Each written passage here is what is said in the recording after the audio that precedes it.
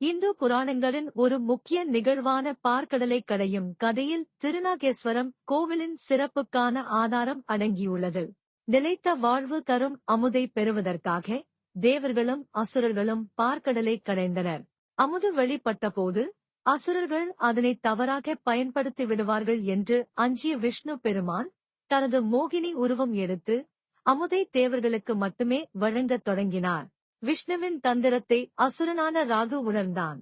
அசுரர்களின் குருவின் உதவியுடன் ராகு ஒரு தேவனைப் போல் மாறுவேடம் பூண்டு சில துளிகள் அமுதை அருந்திவிட்டான். ஆனால் ராகு ஏற்கனவே அமுதை அருந்தியிருந்ததால் அவரது தலையும் உடலும் அழியாமல் இருந்தன. அவரது தலை ராகு என்ற கோளாகவும் அவரது உடல் கேது என்ற கோளாகவும் மாறின.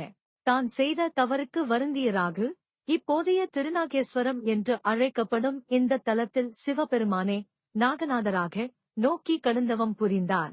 ராகுவின் பக்தியால் மகிழ்ந்த சிவபெருமான் அவரது பாவத்தை நீக்கியதுடன் மட்டுமல்லாமல் ஒரு வரத்தையும் அளித்தார். அதன் மூலம் ராகு ஒரு சக்தி வாய்ந்த கோள் ஆகி மனிதர்களால் வழிபடப்பட்டு அவர்களின் விதியை இந்த புனித தலத்தில் ராகுவை வழிபடுபவர்கள் ராகு தோஷத்தின் தீய விளைவுகளிலிருந்து விடுபடுவார்கள் என்றும் சிவபெருமான் அருள் புரிந்தார்.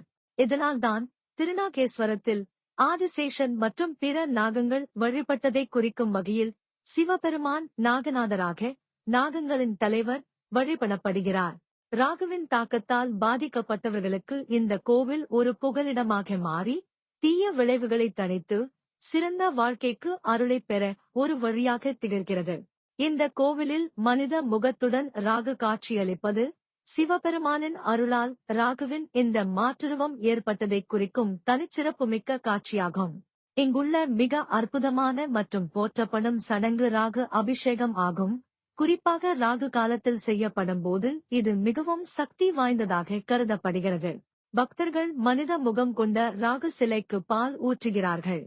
அப்போது பால் சிலையுடன் தொடுகையில் நீல நிறமாக மாறுவது கண்கொள்ளா காட்சியாகும். பின்னர் சிலைவிலிருந்து வழிந்து கீழே விழும்போது அதன் அசல் வெள்ளை நிறத்திற்கு திரும்புகிறது. பக்தர்களுக்கு இது ஒரு அதிசயம் மட்டுமல்ல, இது ஒரு ஆழமான தெய்வீக அடையாளம். ராகு பகவான் தங்கள் இருப்பை அங்கீகரித்து தங்கள் கர்ம சுமைகளை ஏற்றுக்கொண்டு தங்கள் தோஷத்தின் தீங்கு விளைவிக்கும் விளைவுகளை நடுநிலையாக்குகிறார் என்பதற்கான தெளிவான அறிகுறி. ராகு சன்னதிக்கு அப்பால் பாம்பு அரசர்களால் வழிபடப்பட்ட மூலவரான நாகநாதராகிய சிவபெருமான் மற்றும் தேவி கிரி குஜாம்பிகை அம்மே, இங்கு லட்சுமி மற்றும் சரஸ்வதியுடன் காட்சியளிக்கும் தனித்துவமான அம்மே ஆகியோரும் பெரும் பக்தியுடன் வணங்கப்படுகிறார்கள். கோவிலின் கம்பீரமான சோழர் கால கட்டிடக்கலை, நுணுக்கமான சிற்பங்கள் மற்றும் ஒட்டுமொத்த ஆன்மீகச் சூழ்நிலை ஆகியவை ஒரு உண்மையிலேயே ஆழ்ந்த அனுபவத்தை அளிக்கின்றன. இது ராகுவுக்குரிய கோவில் மட்டுமல்ல, இது ஒரு பண்டைய மரபுகளின் துடிப்பான மையம். அங்கு தெய்வீக தலையீட்டின் மீதான நம்பிக்கை எண்ணற்ற வாழ்க்கைக்கு ஆறுதலையும் நம்பிக்கையையும் வழங்குகிறது. ராகு தோஷத்தின் நிழல்களை நீக்கி தெய்வீக ஆசீர்வாதங்களை பெற விரும்பினால் திருநாகேஸ்வரத்திற்கு ஒரு பயணம் ஆன்மீக ஆறுதலை மட்டுமல்ல, நம்பிக்கையின் அதிசயங்களுடன் ஒரு உண்மையான தொடர்பையும் உறுதியளிக்கிறது. ஹர ஹர மகாதேவா.